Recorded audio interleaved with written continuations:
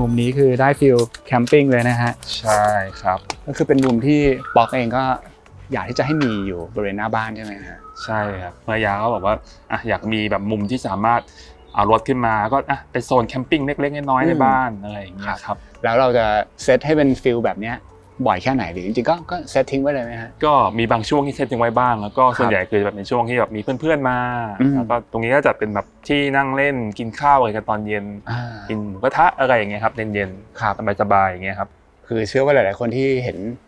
ภาพอยู่ตอนนี้ก็น่าจะรู้สึกว่ามันเป็นต่างจังหวัดหรือเปล่าเพราะว่าข้างหลังแบ็คกราวด์จะเป็นต้นไม้ใหญ่ๆสูงๆเลยนะฮะแต่ว่าจริงๆนี่คือเราก็อยู่ที่บนเส้นบรมแล้วก็เป็นหมู่บ้านเก่าอายุสัก40-50 ปีใช่ไหมฮะใช่ครับผมครับถ้าให้ปอกเล่าให้ฟังนิดนึงว่ามาเจอหมู่บ้านนี้ได้ยังไงฮะหมู่บ้านนี้คือเริ่มต้นเลยครับผมเป็นหมู่บ้านแบบในความทรงจำของภรรยาครับผมคือเขาเหมือนจำได้ว่าตอนเด็กๆเขาเคยติดกับคุณพ่อมาคุณพ่อของภรรยาแล้วเคยเข้ามาเป็นคนจัดสวนแบบช่วยทำแลนด์สเคปตั้งแต่ตอนที่แบบเริ่มขายโครงการอย่างเงี้ยครับเขาก็มีภาพว่ามันมีหมู่บ้านสวยๆอยู่อันนึงอย่างเงี้ยก็คือแบบตัดมาถึงแบบว่าช่วงที่แบบเราหาบ้านก็คือหายไปเลยแบบ20-30 ปีก็เขาบอกช่วงนั้นก็เลยแบบลองวนเข้ามาดูในหมู่บ้านนี้ก็ดูมันค่อนข้างตรงโจทย์ที่เราต้องการนี่ครับข้อแรกเลยมันแบบมันร่มรื่นต้นไม้ใหญ่แล้วก็ค่อนข้างเงียบสงบแต่พอดีช่วงแรกด้วยความจำกัดของงบประมาณแล้วก็แบบความต้องการเราไม่ได้แบบต้องการใหญ่มากเนี่ยก็เลยไปซื้อเป็นบ้านตัวอย่างหลังนึงที่อยู่โซนด้านในเงี้ยครับก็อยู่หลังนั้นมาเป็น10 ปีเงี้ยจนมาถึงจุดนึงที่เราบอกว่าเรามีออฟฟิศที่ต้องทำด้วยเงี้ยเริ่มมีลูกเงี้ยมันมาจุดตัดว่าลูกโตแล้วก็มีความต้องการว่าเราอยากจะทำโฮมสคูลต้องการพื้นที่อย่างเงี้ยทุกอย่างมันเลยมาเป็นโจทย์ของบ้านหลังนี้มันต้องรวมทุกอย่างมีทั้งออฟฟิศมีทั้งที่เรียนลูกที่ทำกิจกรรมมีสวนมีอะไรที่เราแบบเคยคิดว่าอยากทำเหมือนกับว่าเรามาหาอีกพล็อตนึงในหมู่บ้านเดิมแล้วก็เป็นพล็อตที่แน่นอนว่าก็ต้องมีขนาดที่ใหญ่ขึ้นด้วยแต่ว่าบ้านที่เรามาดูนี้ก็จะเป็นบ้านที่ทำการรีโนเวทนะฮะคือเรายังเก็บโครงสร้างเดิมไว้อยู่เลยแล้วก็มีการปรับเปลี่ยนสเปซภายในอะไรอย่างนี้แค่นั้นใช่ครับผมแล้วถ้าเกิดให้บอกเล่าถึงวันแรกที่เรามาดูบ้านเดิมเป็นแบบ existing หรือว่าภาพเดิมมันเป็นยังไงบ้างภาพเดิมครับผมว่าเจ้าของเขาก็ดูแลรักษาไว้ดีครับถึงแม้เขาบอกเขาจะไม่อยู่มา10 ปีแล้วแต่เขาก็ยังแบบเข้ามาจัดการแบบภายนอกให้มันแบบไม่ได้ดูโซมมากเนี่ยครับคุณเจียมครับผมเขาเป็นเจ้าของโครงการเดี๋ยวเขาก็ไปจ้างสถาปนิกแล้วก็เขาก็ทำงานคู่กันอย่างเงี้ยครับเขายังได้ความแบบโมเดิร์นความที่แบบมันต้องหลากหลายเขาจะไม่ใช้แบบว่าแบบเดียวก็ใช้โครงการเขาไม่เขาจะ1แบบก็จะมีแค่ประมาณ2 หลังแล้วก็ในหมู่บ้านเนี่ยก็จะค่อนข้างแบบหลากหลายมีแบบนั้นแบบนี้ก็ดูสนุกของแกอย่างเงี้ยครับทีนี้จุดหนึ่งที่น่าสนใจก็คือตัวบ้านเนี่ยมันจะมีลักษณะของฟอร์มที่เขามีการดีไซน์บางทีเป็นส่วนโค้งยื่นออกมานะฮะแล้วก็อย่างด้านหลังเองผมก็จะเห็นว่าด้านบนที่เป็นหลังคาเนี่ยก็มีการทำเป็นโค้งเหมือนเป็นวอลด้วยแล้วก็มีการเจาะเป็นช่องแสงอะไรแบบนี้นะฮะใช่ครับซึ่งก็คือเป็นดีไซน์เดิมที่เขาออกแบบเป็นดีไซน์เดิมของสถาปนิกคนที่เขาออกแบบทีแรกเลยครับผมครับมันก็จะมีกลิ่นเหมือนแบบอาจจะบอกว่าเป็นงานโมเดิร์นในยุคแรกๆเป็นบาวเฮาส์อะไรนิดหน่อยใช่ไหมใช่คือโดยรวมก็ถือว่าโอเคกับทุกอย่างที่มันเป็นอยู่แล้วเราแค่แบบจัดให้มันเหมาะกับการใช้สอยของเรามากกว่าครับแล้วอย่างส่วนพื้นที่ด้านข้างเห็นว่าเรื่องของการทำสวนอะไรต่างๆนี่ก็คือทำกันเองกับภรรยาด้วยใช่ไหมใช่ครับผมแบ่งกันคนละครึ่งครับผมปลูกแคคตัสด้านหลังเขาชอบดอกไม้ก็ปลูกด้านหน้าครับประมาณนี้ฮะอย่างส่วนแคคตัสของที่บ็อกทำเองก็คือจะเหมือนทำมาเป็นเรือนมาเลยนะฮะใช่ครับพวกที่แบบพอจะทนฝนได้ก็จะอยู่ข้างนอกเนี่ยฮะแล้วอย่างส่วนที่เราเห็นเพิ่มเติมมันก็จะมีศาลาแล้วก็มีสระว่ายน้ำใช่ไหมครับตรงนี้ก็คือเป็นเรื่องของโฮมสคูลหรือเปล่าหรือว่าก็คิดว่าลูกน่าจะได้ใช้ก็เลย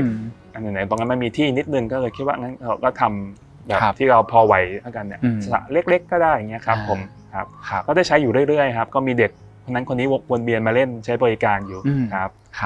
อีกหนึ่งโจทย์ที่เห็นว่าให้ไปกับผู้ออกแบบนี่ก็คืออยากจะเก็บต้นไม้เดิมในพื้นที่ไว้ทุกต้นเลยใช่ไหมฮะใช่ครับผมแล้วสามารถทำได้ไหมฮะหรือว่าบางต้นก็ต้องยอมตัดยอมอะไรอย่างเงี้ยไหมส่วนใหญ่อยู่ครบนะครับผมแล้วก็ต้นที่แบบเป็นต้นเมนก็จะเป็นต้นปีบเนี่ยครับก็ยอมถึงขั้นแบบว่าสระว่ายน้ำก็ต้องยอมเฉือนเว้าให้ เพื่อให้เขาแบบอยู่ตรงนั้นได้อย่างเงี้ยครับแล้วก็ยอมว่าสระว่ายน้ำจริงๆเป็นของที่ไม่ควรมีต้นไม้อยู่ข้างๆมันก็ทำให้การแบบดูแลรักษายากขึ้นมีใบร่วงตลอดเวลาอย่างเงี้ยครับแต่ก็โอเคเราอยากจะเก็บรักษาเขาไว้ตอนแรกก็จะมีกิ่งที่บางกิ่งดูน่ากลัวพาดกับบ้านอย่างเงี้ยฮะก็เอาออกแล้วก็ให้เขาดูโปร่งๆขึ้นอย่างเงี้ยฮะแล้วก็อย่างตอนสร้างสระว่ายน้ำก็คือมีการปรึกษาอย่างรุกขกรอะไรแบบนี้แล้วว่าสามารถทับเข้าไปได้เลยใช่ไหมครับแล้วก็พยายามเว้นที่วางไว้ประมาณเมตรกว่าไว้แล้วก็ทำให้เขามีพื้นที่หายใจบ้างเนี่ยครับผมส่วนดินข้างๆฝั่งนี้ก็จะเป็นหินแล้วก็เราจะไม่ได้เป็นปูนทึบอย่างเงี้ยฮะมันก็จะอากาศอะไรก็ยังพอจะลงไปได้อยู่ครับแล้วก็โดยรอบก็จะมีการโรยแบบกรวดเป็นพื้นที่เลยครับใช่ครับ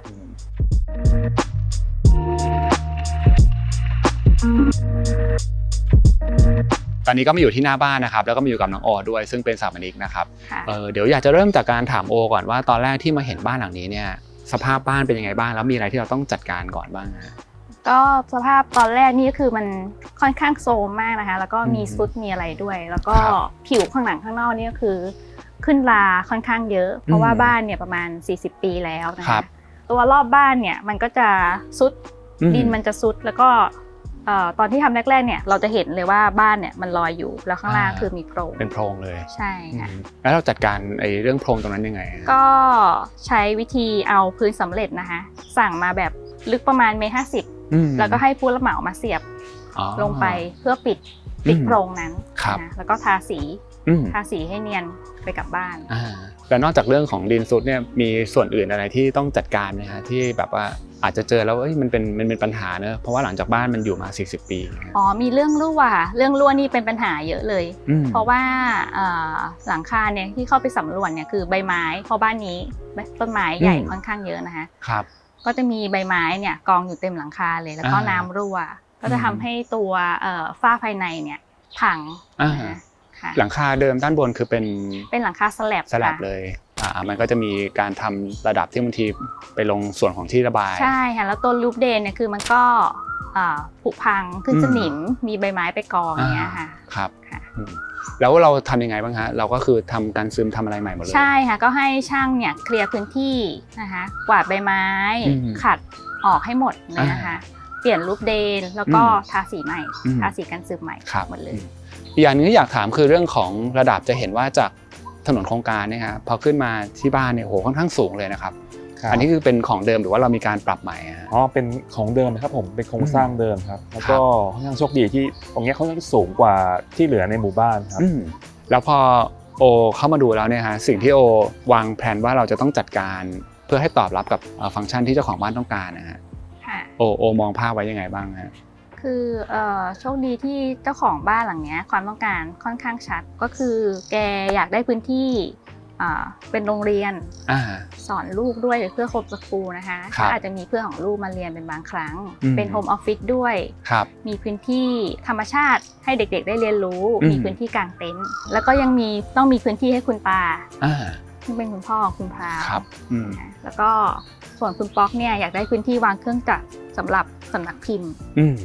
อันนี้การจัดการโอก็คือเพิ่มอาคารขึ้นมา2หลังทางด้านหลังของตัวบ้านหลักนะคะก็จะเป็นอาคารวางเครื่องจักรกับเรือนของคุณตานะคะแล้วก็นำเสนอคุณพราคุณป๊อกเนี่ยว่าอยากจะนำสระว่ายน้ำเข้ามาด้วยเพราะว่าพอดีได้ไปเยี่ยมบ้านของพี่อาร์ตเพื่อนบ้านเนี่ยค่ะเห็นเขามีสระว่ายน้ำรู้สึกว่ามันทำให้บ้านมีชีวิตชีวาเนาะก็เลยนำเสนอตอนนี้พอผู้รับเหมาเขาตีราคามาก็ราคามันก็โอเคยังอยู่ในงบดูจัดการได้คุณป๊อกคุณพราก็ไฟเขียวเลยนะคะแล้วก็ด้านลานด้านหน้าเนี่ยก็ทิ้งไว้เป็นที่กางเต็นท์ก็คุยกันแต่แรกว่าเราจะโรยกรวดกันนะจะทำเป็นสวนกรวดส่วนพื้นที่ตรงที่จอดรถเนี่ยคุณพาก็ขอเป็นมี EV charger จุดหนึ่งแล้วก็ขอให้ทำสโลปยังไงก็ได้ให้รถเนี่ยมันขึ้นมาได้โดยไม่ครูดตอนแรกก็พยายามเคลียร์สโลปหลายรอบเหมือนกันเคลียร์ไม่ได้ ก็สุดท้ายก็เลยเลือกดึงสโลปแบบซื่อๆเลยค่ะสโลปเดียวขึ้นไปถึงที่จอดรถ ครับ ค่ะ ถ้าเกิดว่าเรามอง layout plan เนี่ยก็จะเห็นว่าบ้านก็ชิดมาฝั่งหนึ่งแล้วก็เหลือพื้นที่ฝั่งหนึ่งเป็นพื้นที่สวน ค่ะ ตลอดแนวยาวนะครับแล้วก็ตัวเรือนที่เป็นของคุณตาเนี่ยก็จะอยู่ปลายสุดแล้วก็จะมีอีก1เรือนเล็กๆที่เป็นสำหรับวางเครื่องจักรด้านหลังใช่ไหมฮะ ใช่ค่ะ นี่ก็เป็นจุดที่แบบเราเลือกบ้านหลังนี้ด้วยครับเพราะว่าบ้านเนี่ยตัวบ้านชิดมาฝั่งหนึ่งทำให้แบบมีพื้นที่ทำสวนค่อนข้างเยอะครับ แล้วก็อย่างที่บอกคือโจทย์สำคัญคือพื้นที่สำหรับเด็กที่ได้เรียนรู้ด้วย ใช่ค่ะคือถ้าสังเกตเนี่ยตรงสวนเนี่ยต้นไม้แต่ละชนิดจากคุณพราวก็จะเอาชื่อต้นไม้อะค่ะไปปักไว้ จะมีป้ายบอกมาเลยนะ ใช่ค่ะ มาถึงเรื่องของ exterior บ้างครับอันนี้โอได้ทำอะไรบ้างในเรื่องของฟอร์มภายนอกเข้าใจว่าคงเหมือนเดิมไม่หมดเลยใช่ค่ะก็เจาะช่องเปิดเพิ่มเพราะว่าบ้านเดิมเนี่ยค่อนข้างทึบนะคะแล้วก็จริงๆตัวบ้านเนี่ยมันหันไปทางแกนทิศเหนือใต้ซึ่งจริงๆลมมันควรจะดีแต่ด้วยความที่เดิมเนี่ยทิศเหนือใต้เขาบล็อกไว้เข้าไปในบ้านก็จะอับมากก็คือเจาะช่องเปิดเพิ่มนะคะทางด้านนี้แล้วก็ด้านหลังบ้านแล้วก็มีปรับฟังก์ชันนิดหน่อยอย่างด้านหน้าที่แต่ก่อนเป็นห้องเก็บของเนี้ยก็ตอนนี้เปลี่ยนเป็นแกลเลอรี่สำหรับให้ลูกค้าของคุณป๊อกคุณพราวเข้ามาดูผลงานได้ครับเป็นห้องแบบว่าแสดงตัวอย่างครับแล้วก็จะมีอุปกรณ์พวกสำหรับลูกค้าเวลาเอางานมาดูสีแบบมีตัวอย่างงานก็มีไฟล์มาอย่างเงี้ยครับเกี่ยวกับงานพิมพ์อะไรเงี้ยครับเพราะว่าก็คือเป็นธุรกิจที่คุณป๊อกคุณพราวทำใช่ครับครับผมแล้วก็ในส่วนของ exterior ภายนอกครับโอมีการทำอะไรบ้างกับเรื่องของ texture สีเสืออะไรอย่างเงี้ยฮะตัวเนี้ยคือจริงๆพูดกับคุณพาคุณป๊อกไว้แต่แรกว่าจะขอกันงบส่วนหนึ่งนะคะเพื่อมาทำสี texture คือราคามันสูงกว่าสีทาแต่ว่ามันคุ้มกว่าในระยะยาวตรงที่มันกันชื้นกันลามีการรับประกันนะคะแล้วก็มันก็ให้แสงเงาที่ดีกว่าด้วยบ้านหลังเนี้ยเสน่ห์อย่างคือเงาของต้นไม้ที่มันมาตกกระทบอะค่ะคือถ้าเกิดมันเป็นสีธรรมดาเนี่ยมันจะขับแสงเงาได้ไม่ดีเท่าสี texture ก็เลือกว่าเป็นสี texture ค่ะครับถามถึงเรื่องของโทนสีนิดนึงครับว่าทำไมตอนรีโนเวทเราเนี่ยถึงเลือกเป็นโทนสีนี้จริงๆโทนสีเนี่ยมีคุยกับเจ้าของบ้านไว้ตั้งแต่แรกว่าทางเจ้าของบ้านไม่อยากได้สีขาวแกบอกเห็นบ้านสีขาวเยอะแล้วแล้วก็บ้านเดิมเนี่ยมันเป็นสีเทาโอ้ก็รู้สึกว่ามันค่อนข้างหม่นไปก็มีการขับรถตะเวนดูบ้านในหมู่บ้านเนี่ยว่าเราควรจะเลือกสีอะไรดีไม่อยากให้สีมันโดดเกินก็ประจบกันที่ว่าเป็นสีครีมนะคะ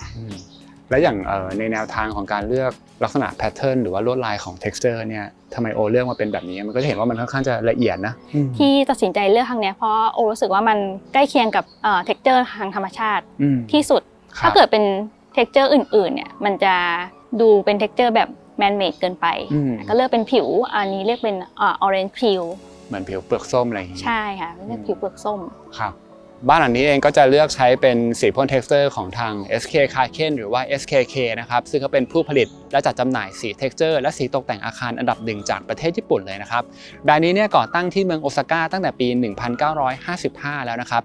ความตั้งใจของแบรนด์นี้เนี่ยคือเขามุ่งเน้นพัฒนาผลิตภัณฑ์ที่มีความใกล้ชิดกับธรรมชาตินะครับมีความสวยงามมีเอกลักษณ์แล้วก็เป็นมิตรต่อสิ่งแวดล้อมนะครับผนังภายนอกของบ้านหลังนี้จะเลือกเป็นสีรุ่น Bell Art นะครับซึ่งเป็นสี texture เนื้อทรายสังเคราะห์เกรดอะคริลิกให้ feeling ที่ดูเหมือนเม็ดทรายเม็ดเล็กๆละเอียดแบบมีดีเทลนะครับไม่ได้ดูหยาบมากแต่ก็จะช่วยให้ผนังของเราเนี่ยไม่เรียบนิ่งเกินไปครับเวลาที่มีแสงแดดหรือว่ามีเงาจากต้นไม้ตกกระทบเนี่ยก็จะเกิดมิติที่น่าสนใจครับจุดเด่นของสี texture SKK ก็คือเราสามารถจะสร้างลวดลายหรือว่าแพทเทิร์นได้หลากหลายเลยนะครับซึ่งนอกจากรุ่น Bell Art แล้วเนี่ยก็จะมีอีกหลายแพทเทิร์นเลยครับทั้งลายที่คล้ายหินธรรมชาติลายที่คล้ายผนังดินลายผิวทรายลายผิวดินดั้งเดิมหรือว่าลาย Ram Earth ครับหลังจากที่เราเลือกใช้สีพ่น texture แล้วเนี่ยผนังของบ้านหลังนี้เขายังใช้ระบบสีน้ำทาทับหน้าตามชนิดของเกรดเรซินด้วยนะครับซึ่งเหมาะสำหรับภายนอกแล้วก็ภายในเลยโดยรุ่นที่เลือกใช้เนี่ยจะเป็นสีน้ำเกรดอะคริลิกซิลิคอนสูตรน้ำนะครับรุ่น Compo Silicon W55 Matte คุณสมบัติของสีรุ่นนี้เนี่ยมีทั้งความทนทานสูงทนต่อสภาพอากาศและทำความสะอาดง่ายนะครับแต่ที่เจ๋งมากๆก็คือสามารถจะช่วยระบายความชื้นเหมือนผนังหายใจได้ครับก็เลยเหมาะกับสภาพอากาศในไทยหรือว่าถ้าเกิดใครมีบ้านริมทะเลเนี่ยก็เวิร์กเลยแหละครับการเลือกใช้สี texture เนี่ยถ้าจะให้คงทนยาวนานเราสามารถเลือกใช้เป็นสีเกรดอะคริลิกผสมซิลิโคนได้นะครับซึ่งก็จะมีความพิเศษและเหมาะกับการใช้งานที่ยาวนานครับถือเป็นการลงทุนในระยะยาวที่คุ้มค่าให้กับบ้านของคุณเลยถ้าเกิดว่าคุณสนใจสีพ่น texture ของทาง SKK เนี่ยผมจะขึ้นคอนแทคไว้ให้บนหน้าจอรวมถึง description ใต้คลิปนะครับ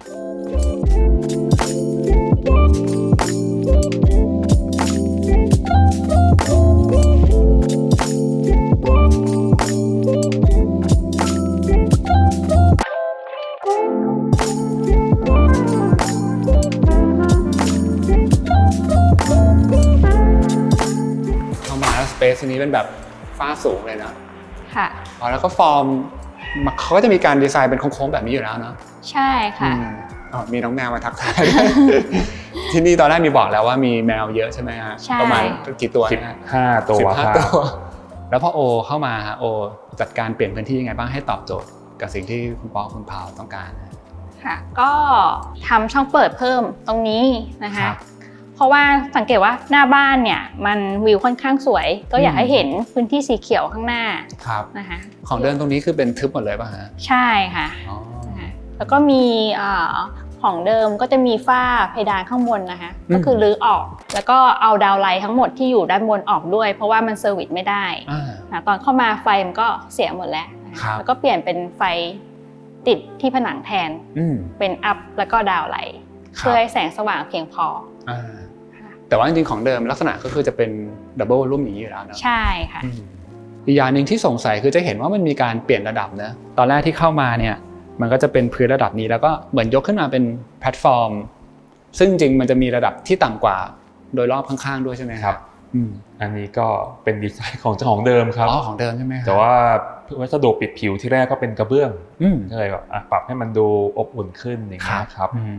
อันนี้คือโอก็เลือกเป็น FPC ป่ะครับใช่ค่ะเลือกเป็น FPC ค่ะครับก็ช่วยโทนให้บ้านดูอบอุ่นขึ้นด้วยนะฮะครับทีนี้พื้นที่ตรงกลางเนี่ยถือว่าเป็นส่วนสำคัญเลยตอนแรกปอก็มีบอกแล้วว่าเป็นพื้นที่หลักเลยจริงๆแล้วเราดูแล้วเนี่ยมันก็มีความเป็น living เหมือนกันแต่ว่ามันเป็น living ที่มันผสมผสานกับฟังก์ชันอื่นเข้าไปด้วยใช่ไหมฮะถ้าให้เล่าให้ฟังได้ไหมครับว่าตรงนี้มันจะปกติจะเกิดอะไรขึ้นบ้างฮะก็ทำหลายอย่างครับผมก็อย่างเป็นประจำก็ปรับพื้นที่นิดๆหน่อยๆเอาขยับออกแล้วก็ทำเป็น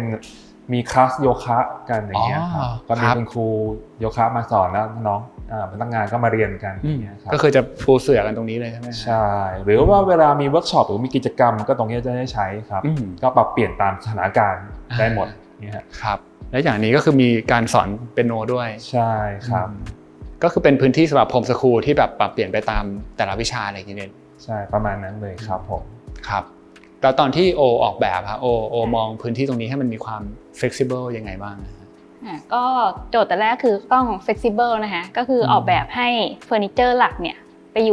ยู่ทางนู้นแล้วก็พื้นที่ตรงกลางเนี่ยพยายามจะคีปให้โล่งไว้ให้ทำกิจกรรมได้หลากหลายค่ะแล้วก็มีการออกแบบตู้เตี้ยทางนั้นเพื่อให้โชว์ของเพราะว่าอีกโจทย์หนึ่งของบ้านนี้ก็คือให้เอาของสะสมของคุณพาคุณป๊อกแล้วก็เฟอร์นิเจอร์เก่าเนี่ยมาใช้ในบ้านหลังนี้ด้วยอย่างพื้นที่ด้านข้างเองเนี่ยส่วนของหน้าต่างก็คือเป็นของเดิมเลยของเดิมอยู่แล้วครับแล้วก็อย่างดีไซน์ที่เป็นเสากลมแบบนี้ก็คือเป็นดีไซน์เดิมของบ้านนี้เลยดีไซน์เดิมค่ะ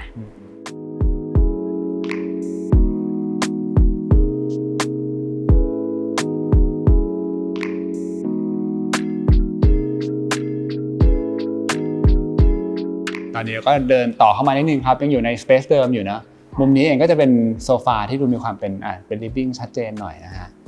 ทีนี้ถ้าเกิดว่าให้พูดถึงการเชื่อมโยงระหว่างพื้นที่ตรงนี้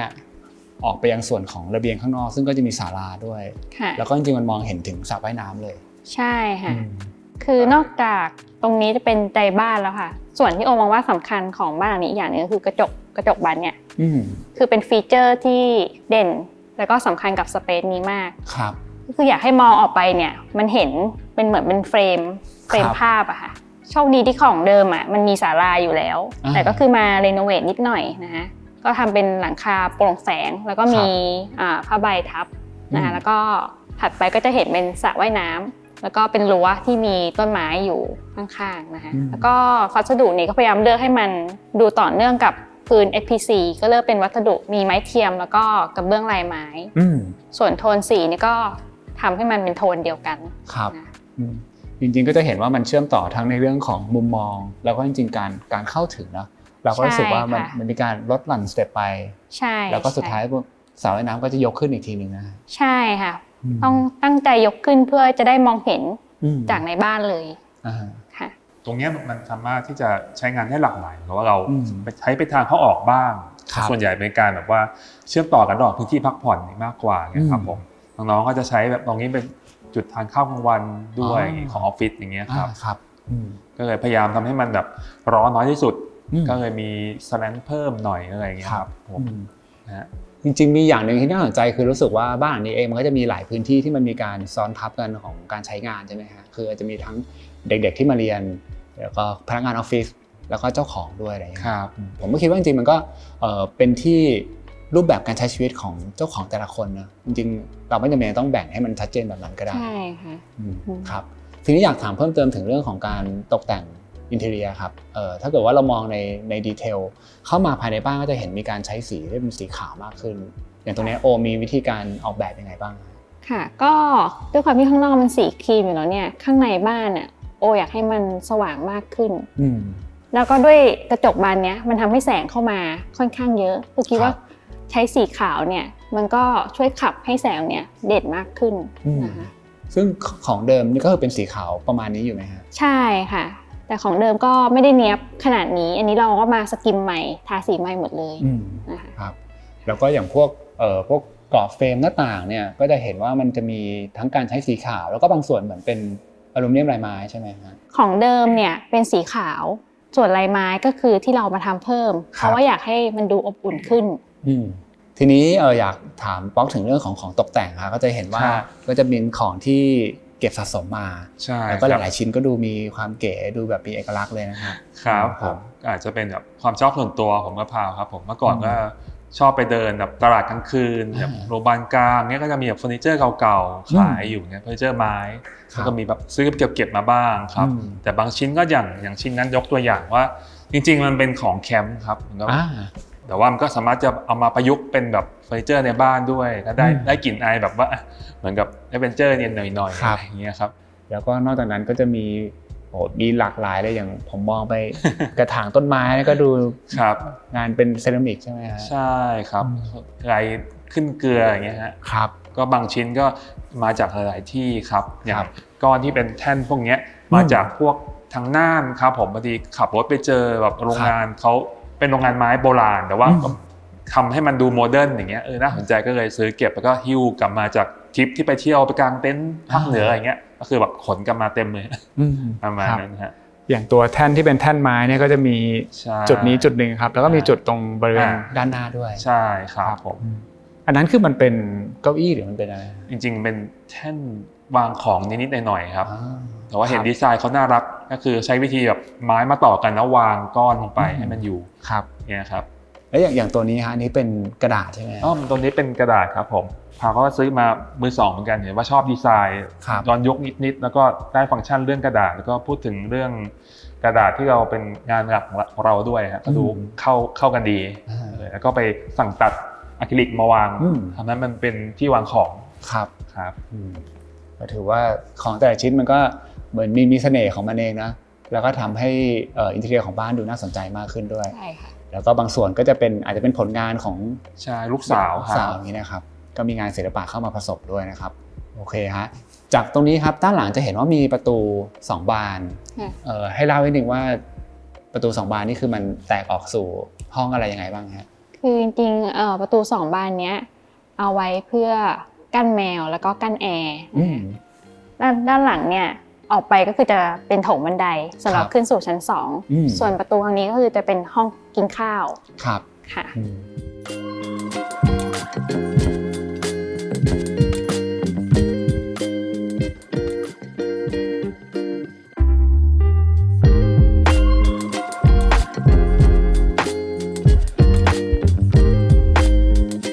ตอนนี้เราก็เดินเข้ามาในพื้นที่ส่วนด้านหลังบ้านนะครับก็จะเป็นdining แล้วก็จะมีพื้นที่ส่วนของครัวด้วยแล้วก็มีเมื่อกี้แอบเห็นเป็นมุมแบบ laundry อะไรอย่างนี้ด้วยนะครับครับผมให้ป๊อกกับโอเล่าให้ฟังหน่อยครับว่าตอนแรกพื้นที่โซนนี้มันเป็นยังไงแล้วก็เรามีการปรับเปลี่ยนอะไรยังไงบ้างครับผมคือสไตล์เดิมๆของเจ้าของคนที่2นะครับผมเขาจะชอบแบบค่อนข้างจะชอบกั้นพื้นที่ให้มันแบบเป็นสัดเป็นส่วนแต่ว่าตรงครัวเนี่ยเราด้วยโจทย์ที่อยากให้เป็นครัวเปิดเพราะเผื่อเรามีกิจกรรมกับเด็กๆเผื่อมีคนมาจอยทำคลาสแบบสอนทำอาหารกันอะไรเคยจัดไว้บ้างเนี่ยครับก็เลยต้องจำเป็นต้องทำตรงนี้ให้เป็นพื้นที่เปิดทะลุแล้วก็ครัวสามารถเข้าได้ทั้งสองฝั่งเนี่ยครับมีคนมายืนล้อมทำได้จากทั้งฝั่งในและฝั่งนอกครับทุบผนังทิ้งไปเลยค่ะแล้วเมื่อก่อนมีประตูคือตัดสินใจที่จะเอาออกไปเลยเป็น Open Space ต่อเนื่องระหว่างครัวกับห้องทานข้าวนะฮะแล้วก็มีเจาะช่องเปิดเพิ่ม ทั้งสองด้านเพื่อให้มองออกไปเห็นสวนด้านนอกนะคะ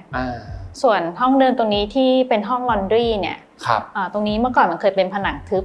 อันนี้ก็คือเจาะที่เป็นอาร์ชโค้งตรงนี้ค่ะเจาะให้โล่งนะคะเจาะโล่งไปถึงข้างหลังถ้าเกิดเปิดประตูนี้ลมก็จะเข้าได้ค่ะจริงๆก็เหมือนเป็นช่องทางที่จะเชื่อมต่อไปถึงหน้าบ้านได้เลยเนาะใช่ค่ะอย่างส่วนที่เป็นอาร์โค้งเนี่ยอันนี้ก็คือเป็นโจทย์จากเจ้าของบ้านเหมือนกันใช่ค่ะคือคุณพาวจะชอบทรงกลมพวกอาร์ตเป็นพิเศษก็คือขอโจทย์หนึ่งก็ว่าขอหน้าต่างกลมๆคือเกิดมองไปปลายทางด้านเนี้ยก็จะมีหน้าต่างกลมอยู่บานหนึ่งแล้วก็อันนี้ก็เป็นอาร์ชโค้งนะคะครับก็นี่กันแบบเป็นเชื่อมโยงจากดีไซน์เดิมเขาที่แบบว่าบ้านก็มีทรงกลมทรงจั่วตรงนั้นตรงนี้เลยเราก็เลยเอามาใส่ในบ้านด้วยให้มันเข้ากันนี่ฮะครับแล้วก็อีกหนึ่งจุดที่มีความน่าสนใจคือสเปซตรงนี้ฮะเราก็จะเห็นว่ามีบานเลื่อนที่มันเชื่อมต่อไปยังศาลาก็ได้แล้วก็ออกไปข้างนอกแล้วก็สระว่ายน้ำด้วยของเดิมก็คือตรงนี้ไม่มีอะไรเลยเป็นส่วนรกร้างนะคะรั้วก็ไม่มีอันนี้เราก็ตั้งใจทำสระว่ายน้ำยกขึ้นมาแล้วก็ตกแต่งรั้วครับจริงๆตั้งแต่ตอนที่อยู่ในส่วน living แล้วก็เชื่อมต่อมาถึงส่วน dining ก็รู้สึกว่าเป็นบ้านที่มันเชื่อมต่อกับภายนอกได้ดีมากๆเลยฮะทีนี้พอมาถึงเรื่องของการเลือกเฟอร์นิเจอร์ต่างๆก็จะเห็นว่ายังคงมีเฟอร์นิเจอร์ไม้หรือเฟอร์นิเจอร์เก่าที่เก็บสะสมมาอยู่ใช่ไหมใช่ครับมันก็เป็นโจทย์หนึ่งที่แบบว่าบ้านใหม่แต่ว่าเฟอร์นิเจอร์ยังไงเป็นของผสมก็ต้องเข้ามาเป็นส่วนผสมด้วยอย่างเงี้ยครับมันจะมีชิ้นที่เป็นไม้เก่าอย่างเงี้ยเข้ามาผสมแบบความโมเดิร์นที่แบบเป็นแบบคลาสสิกของเขาอยู่อย่างเงี้ยครับครับอย่างโต๊ะนี้อันนี้คือมาจากที่ไหนยังไงอันนี้เหรอครับอันนี้ได้มาจากร้านไม้เก่าแถวรังสิตฮะแล้วก็ได้มาปุ๊บก็ผ่านศึกอะไรไปเยอะมากก็คือเมื่อก่อนไปอยู่ที่โรงงานไปใช้เป็นที่ทำตัวอย่างอย่างเงี้ยครับแล้วก็พอถึงจุดนึงเราเอากลับมาก็ไปส่งไปทำสีทำใหม่แล้วก็เอากลับมาใช้อย่างเงี้ยครับก็คืออยู่ที่โรงพิมพ์มาก่อนนี้ใช่ครับด้านข้างนี้ก็จะมีเป็นตู้นะครับใช่ครับจริงเป็นแบบวินเทจนะวินเทจเพราะว่าเขากางออกมาเป็นโต๊ะเครื่องเขียนได้ครับเป็นที่นั่งทำงานลูกสาวครับปิดแล้วดูเรียบร้อยตอนเปิดก็จะรกๆหน่อยอะไรอย่างเงี้ยครับครับแล้วก็อย่างตัวนี้ก็จะมีเป็นต่างนะครับใช่อันนี้เป็นของเก่าเก็บสมัยแบบว่าของคุณยายเลยครับก็เอามาทำสีใหม่ให้ดูเข้ากับบ้านมากขึ้นสีเดิมจะออกแบบสีแบบไม้กับแดงๆกว่านี้ครับนี่ก็คือให้มันเข้มขึ้นหน่อยแล้วก็จะมีชั้นวางที่เป็นโรงไม้ด้านหลังนี้นะครับก็บางชิ้นเก่าบางชิ้นใหม่แต่ก็พยายามเลือกสีให้มันเข้ากันครับอย่างมุมกาแฟก็เป็นของใหม่ครับแต่ว่าก็เราเลือกสีให้มันดูเข้ากันนะครับดูวางแล้วกลมกลืนมากกว่าเนี่ยครับอีกอย่างหนึ่งคือตรงชุดครัวครับก็จะเห็นว่าวัสดุที่เลือกมาเป็นสแตนเลสซึ่งก็จะดูมีความแบบโมเดิร์นครับคุณพาวอยากให้มันมีความแบบคอนทราสต์แบบมีเก่าก็มีใหม่แบบเลยเป็นก้อนๆอย่างเงี้ยก็ดูแบบสวยดีอย่างเงี้ยครับก็เป็นอีกฟีลลิ่งนึงที่มีความคอนทราสต์นะครับแต่ว่าตั้งแต่เดินมาในหลายๆส่วนของบ้านก็จะเห็นเลยว่าช่องแสงเยอะจริงแล้วก็เราสามารถจะได้ธรรมชาติจากข้างนอกมาแบบเต็มที่เลยแล้วปกติเวลาอยู่บ้านเนี่ยจะอยู่โหมดแบบปิดบ้านเปิดแอร์มากกว่าหรือว่าจริงๆจะค่อนข้างเปิดหน้าต่างโล่งๆเลยก็แล้วแต่สถานการณ์ครับถ้ามีเพื่อนมีอะไรมาก็เปิดแอร์ได้แต่ว่าส่วนกลางถ้าไม่มีใครใช้เราก็จะไม่ได้เปิดแอร์ครับโอเคครับทีนี้อยากจะให้เล่าถึงพื้นที่ส่วนที่เป็นโถงบันไดครับที่เราจะขึ้นไปสู่ชั้น2เนี่ยก็จะมีประตูที่การแยกส่วนเลยนะครับเหมือนว่าตรงนี้เป็นห้อง1ห้องเลยเป็นที่อยู่ของบรรดาน้องแมวครับที่ต้องการเพราะว่าก็เป็นจัดเป็นส่วนให้แมวเขาอยู่ข้างในครับแล้วก็ให้แบบว่าเราเรื่องสุขอนามัยเขาจะไม่ให้แมวเข้ามาในโซนทำอาหารกินอาหารกันอย่างเงี้ยครับก็คือน้องแมวก็จะอยู่ได้แค่ส่วนโถงบันไดแล้วก็ชั้น2แค่นั้นใช่ครับปลายทางเดินนี้ก็จะเป็นห้องน้ำแขกค่ะครับแล้วก็ในส่วนที่โอมีการบอกแล้วก็คือจะมีเจาะช่องแสงเป็นช่องแสงกลมๆนี้เนาะเพื่อมองไปเห็นวิวด้านนอกค่ะตอนนี้ก็คือปลูกต้นจันทร์ริมรั้วด้านนั้นอยู่ครับแล้วก็อีกอย่างหนึ่งซึ่งพอตอนแรกที่พี่มาดูพี่ก็รู้สึกสงสัยเหมือนกันในดีไซน์ของโถงบันไดตรงนี้เราจะเห็นว่าตัวราวกันตกมันยังมีราวกันตกอยู่นะแต่มันดันมีกระจกที่ไปปิดซ้อนอีกทีนึงใช่ไหมฮะซึ่งจริงๆของเดิมมันก็จะเป็นอย่างที่บอกว่ามันไม่มีใช่ไหมใช่ของเดิมกระจกที่มาทีหลังมาทีหลังจำเป็นต้องมีเพราะว่าไม่ให้แมวออกเดี๋ยวแมวกระโดดครับผมรู้สึกว่ามันเก๋นะแทนที่แบบเราปิดกระจกแล้วเราเอากันตกออกแต่นี่คือคงกันตกไว้อยู่ด้วยนะครับผมก็เลยได้แบบเป็นชั้นวางของเล็กๆแทนนี้ครับโอเคครับเดี๋ยวจากตัวนี้เราขึ้นไปดูชั้น2กันนะครับ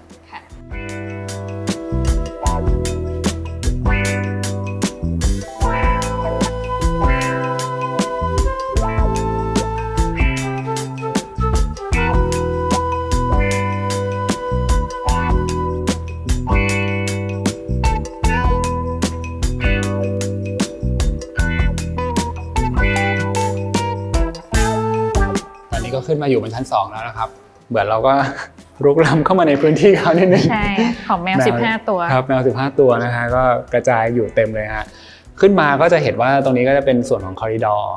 แล้วก็มันจะมีการดีไซน์ที่แบบเนี่ยเราเห็นมีเคิร์ฟโค้งอะไรแบบนี้ด้วยซึ่งนี่คือเป็นดีไซน์ของเดิมหมดเลยใช่ค่ะมาจากของเก่าหมดเลยค่ะครับแล้วแปลนชั้น2ของเดิมแบ่งเป็นห้องอะไรยังไงบ้างฮะของเดิมผมว่าเป็นห้องนอน3ห้องหมดเลยครับผมก็คือด้านหน้า1ห้องแล้วก็ด้านหลัง2ห้องใช่ครับครับทีนี้ก็เลยมีการเปลี่ยนแปลงโดยที่ด้านหน้าก็คือจะทำเป็นส่วนของออฟฟิศใช่ไหมใช่ครับก็เลยกั้นด้านหน้าปิดตรงนี้ปุ๊บแล้วก็ด้านในก็ทำ2ห้องเชื่อมกันเป็น1ห้องได้ห้องใหญ่ทำเป็นออฟฟิศอย่างเงี้ยครับครับซึ่งในส่วนด้านหน้ามันก็จะมีระเบียงที่ออกด้านข้างด้วยนะใช่ครับแล้วก็จะมีส่วนที่เขาดีไซน์เป็นแบบผนังโค้งๆแบบนี้ก็เป็นกระจกโค้งๆแล้วก็มันก็จะเชื่อมหน้าหลังด้วยคอริดอร์ตรงนี้นะครับตรงนี้ก็จะเหมือนตัวสเปซส่วนกลางก็เป็นตัวแบ่งพื้นที่ทำงานกับพื้นที่ใช้ชีวิตส่วนตัวห้องนอนอย่างนี้ไปในตัวครับผมครับในส่วนของด้านหลังเป็น2ห้องนอนเหมือนกันใช่ไหมครับเหมือนเดิมครับผมตรงนี้ห้องนอนไม่ได้เปลี่ยนก็จะมีห้องนอนลูกสาวก็ห้องนอนผมนั่นอย่างเงี้ยครับครับซึ่งสิ่งหนึ่งที่มันน่าสนใจก็คือตอนที่เราจะเดินขึ้นห้องนอนมาสเตอร์เนี่ยมันต้องมีการเปลี่ยนสเต็ปด้วยของเดิมก็คือเป็นแบบของเดิมเล่นระดับอยู่แล้วครับบ้านหลังนี้ก็จะมีการเล่นแบบเป็นสปีดเลเวลอะไรแบบนี้ใช่ค่ะแล้วก็อย่างหนึ่งที่อยากถามคือส่วนของการตกอันนี้ก็คือเราเก็บดีไซน์เดิมเขาไว้เลยก็รู้สึกว่าจริงๆอ่ะราวสแตนเลสที่เราเห็นทั่วไปอ่ะมันจะไม่ได้มีดีไซน์ที่พิเศษแบบนี้ก็เลยอยากจะเก็บไว้ค่ะครับอันนี้ถือว่าก็เป็นการตกที่พิสูจน์มาค่อนข้างสลิมเลยแล้วก็มันจะมีดีเทลของมันในการที่แบบทำเป็นส่วนของจอยที่เชื่อมต่ออะไรแบบนี้ก็เลยเป็นดีไซน์ที่ว่ามันก็ดูเก๋ดีนะค่ะเป็นเอกลักษณ์ของบ้านครับแล้วก็ในส่วนของคอริดอร์ตรงนี้เองก็จะมีเป็นช่องแสงตลอดเลยอันนี้ก็คือของเดิมหมดเลยไหมฮะของเดิมหมดเลยค่ะของเดิมก็มีกระจกแตกบ้างมุ้งขาดบ้างเราก็มาซ่อมเพิ่มครับตัวช่องแสงเขาก็จะไม่ได้เป็นแบบช่องแสง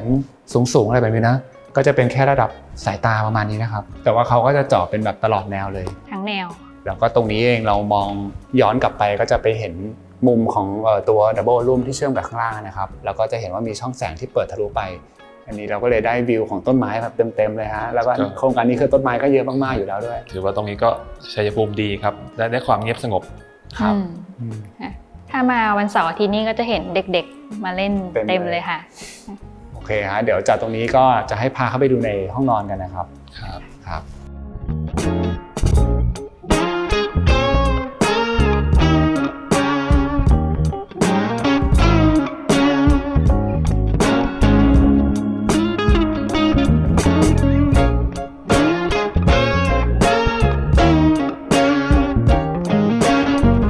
ก็เข้ามาอยู่ในห้องนอนหลักแล้วนะครับซึ่งก็จะอยู่ส่วนด้านหลังจริงๆตำแหน่งห้องนอนหลักก็จะทำให้เราเห็นเลยว่าตัวบ้านจริงมันเป็นแบบตัว L เนาะแล้วก็ตรงนี้ก็จะเป็นเหมือนแกนตัว L แล้วเรามองย้อนกลับไปนี้ก็จะเป็นศาลาแล้วก็เห็นวิวทางฝั่งหน้าบ้านนะครับทีนี้อยากให้เล่าถึงว่าก่อนหน้าครับดีไซน์เป็นอะไรยังไงบ้างเห็นว่าโอ้ก็มีการเปลี่ยนแปลงเอาฝ้าเอาอะไรออกด้วยใช่ไหมฮะใช่ค่ะแต่เดิมก็เป็นฝ้าเรียบนะคะครับทีนี้ก็รื้อฝ้าออกเพื่อที่จะได้เห็นวอลด้านบนแล้วก็เพื่อที่จะเอาแสงลงมาจากช่องแสงโค้งตรงนี้จริงๆนี่มันก็ถือว่าเป็นดีไซน์หลักที่เราเห็นตั้งแต่ภายนอกแล้วใช่ค่ะแล้วก็มีการทำฝ้าหลืบแล้วก็ไลท์ไฟขึ้นไปข้างบนจะได้เซอร์วิสง่ายค่ะแล้วก็ตัวขนาดห้องนอนก็คือมันจะมีส่วนที่ตัวนี้เป็นส่วนพักผ่อนแล้วก็จะมีห้องน้ำแค่นี้ใช่ไหมครับมี walk-in closet อยู่ข้างหลังด้วยค่ะครับแล้วโอมีการทำอะไรกับส่วนของห้องนอนบ้างฮะก็นอกจากรื้อฝ้าก็มีเจาะหน้าต่างเพิ่มค่ะเพราะว่าข้างๆนี้เป็นต้นปีบก็คือเจาะเป็นสตริปวินโดว์ตรงนี้เวลานอนมองออกไปเนี่ยก็จะเห็นช่วงต้นปีบพอดีครับแล้วก็ส่วนนี้เองก็จะมีเป็นระเบียงเล็กๆให้ด้วยนะครับซึ่งของเดิมก็คือมีระเบียงแบบนี้อยู่แล้วเลยมีระเบียงอยู่แล้วค่ะแต่ว่าเราปูกระเบื้องใหม่แล้วก็แก้ไขเรื่องน้ำรั่วเรื่องรูปเดนค่ะอย่างในส่วนของชั้น2เมื่อกี้ลืมถามไปก็คือจะเห็นว่าพื้นเนี่ยมันก็จะต่อเนื่องมาจากตรงคอริดอร์เลยมาถึงห้องนอนนี้เป็นพื้นไม้เดิมค่ะก็มีซ่อมบางส่วนค่ะเพราะว่าด้วยความที่ว่าน้ำรั่วแล้วก็มีทำสีให้ซีดลงเพราะว่าของเดิมมีสีก็จะเหลืองกว่านี้นะคะก็มีการใช้การกัดกรดค่ะทำสีครับก็พอเป็นโทนอ่อนขึ้นก็จะเข้ากับตัวบ้านมากยิ่งขึ้นนะครับ แล้วก็อย่างผนังห้องนี้เองก็จะเลือกออกมาเป็นสีแบบจริงๆมันจะใกล้เคียงกับสีภายนอกนะใช่ค่ะเราตั้งใจให้เป็นสีเดียวกับข้างนอกนี่แหละค่ะครับแล้วก็เลือกเป็นสีแบบกึ่งเงานิดหน่อยค่ะ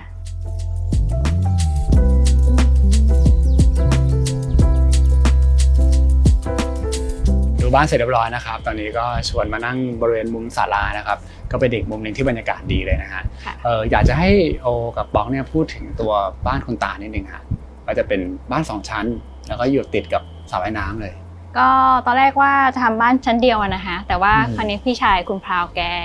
ทราบว่าคุณพราวจะทำบ้านให้คุณพ่อก็เลยขอเพิ่มอีกห้องนึงก็เลยกลายเป็นบ้าน2ชั้นนะคะก็ตั้งใจวางไว้ที่ปลายสระว่ายน้ำให้แกได้เทควิวสระว่ายน้ำนะคะค่ะจริงฟีลลิ่งมันก็เป็นมีความเหมือนเป็นพูลวิลล่าอะไรแบบนี้นะใช่ค่ะเป็นจุดที่วิวดีที่สุดและในบ้านหลังนี้ใช่ครับแล้วจริงๆที่ผลที่เอาสระว่ายน้ำขึ้นส่วนหนึ่งก็ไม่อยากให้แบบมีอันตรายกับคนแก่เวลาเดินผ่านด้วยครับแบบนี้ก็จะดูเซฟกว่าทีนี้พอเราได้ดูบ้านเสร็จเรียบร้อยแล้วเนี่ยอยากจะให้คุณป๊อกแล้วก็โอเนี่ยแชร์มุมมองนิดนึงครับอาจจะเริ่มจากป๊อกก่อนก็ได้นะครับในฐานะของการที่เป็นเจ้าของบ้านนะได้ครับผมมองผมก็อาจจะเป็นความรู้สึกมากกว่าครับผมเวลาที่แบบเปรียบเทียบกับตัวเองเวลาที่อย่างอยู่ที่เดิมนะครับผมก็ที่ทำงานที่นึงที่บ้านที่นึงแล้วก็สเปซก็ไม่ได้กว้างขวางอะไรก็ออกจากถ้าที่ทำงานที่เดิมอาจจะแคบๆหน่อยด้วยซ้ำครับผมว่าสเปซที่มันดูเหมือนฟุ่มเฟือยของบ้านหลังนี้ที่แบบดับเบิลแล้วก็เป็นพื้นที่อากาศเยอะเนี่ยถึงแม้อาจจะดูว่ามันเปลืองนะแต่ว่าในความรู้สึกว่ามันก็คุ้มค่าครับคุ้มค่ามากๆในเรื่องแบบการใช้ชีวิตแล้วก็ความรู้สึกว่าอยู่สถานที่ที่มันโอเคสเปซเปิดเนี่ยความรู้สึกเราก็รู้สึกสงบรู้สึกแบบอยากทำอะไรใหม่ๆนะครับมีสวนแล้วก็เอนจอยกับชีวิตมากขึ้นอย่างนั้นดีกว่ามีกิจกรรมที่เราอยากทำกลางแจ้งอะไรอย่างเงี้ยเองก็ขอบคุณพี่โอมากที่ทำให้แบบตอบโจทย์สิ่งต่างๆที่ทำให้มันเกิดขึ้นได้อย่างเงี้ยครับก็ถ้าเป็นข้อคิดอาจจะมีเรื่องแบบถ้าทำบ้านผมว่าอาจต้องลงดีเทลกันมากๆครับอันนี้สำคัญเลยเพราะว่ามันทำไปแล้วมันแก้ไขไม่ได้หรือแก้ไขได้ก็มีความเสียหายทางเรื่องงบประมาณพอสมควรอย่างเงี้ยครับจริงครับอาจจะมีเรื่องของเวลาอะไรอย่างนี้ด้วยหลังจากที่เข้าอยู่แล้วก็ลำบากแล้วก็ต้องพยายามเกาะติดทุกสเต็ปที่แบบช่างทำอย่างเงี้ยครับผมเพราะบางอย่างช่างก็ไม่ได้ไปตามแบบเป๊ะๆเราต้องเป็นคนแบบมาดูอีกทีนึงว่าแบบนี้ถูกไหมอย่างเงี้ยครับผมถ้าสมมติให้ยกตัวอย่างแล้วจุดหนึ่งได้ไหมครับที่เรารู้สึกว่ามันก็มีความท้าทายหรือก็มีความยากกว่าที่จะผ่านมาได้เรื่องสระว่ายน้ำนี่ก็ใช่ครับผมจริงๆแล้วเราคุยกันออกแบบไว้น่าจะต่ำกว่านี้นิดนึงแต่ว่าคือช่างบางทีเขาทำไปแล้วเขาก็ก็มันต้องมาแก้กันทีหลังก็ต้องยกแล้วก็มาหลวยยืดหยุ่นบ้างให้เขาแบบสูงกว่าที่เอาแบบไว้หน่อยนึง